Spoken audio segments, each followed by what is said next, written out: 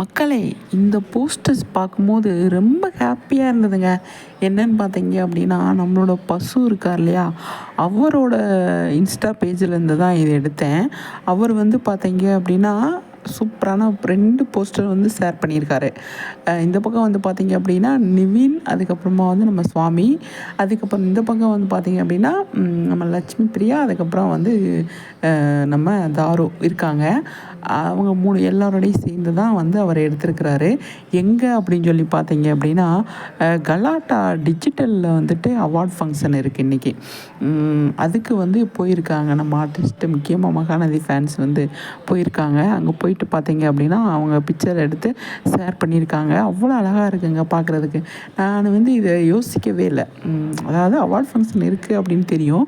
ஆனால் என்ன வருவாங்களா அப்படின்னு நான் வந்து யோசிக்கவே இல்லை.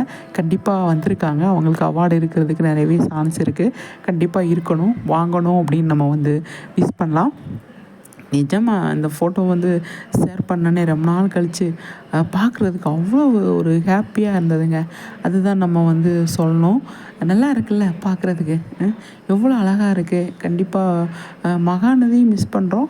முக்கியமாக அதில் இருக்கிற ஆர்டிஸ்ட்டு மிஸ் பண்ணுறோம். முக்கியமாக வீக்காவை வந்து ரொம்பவே மிஸ் பண்ணுறோம். சரிங்களா?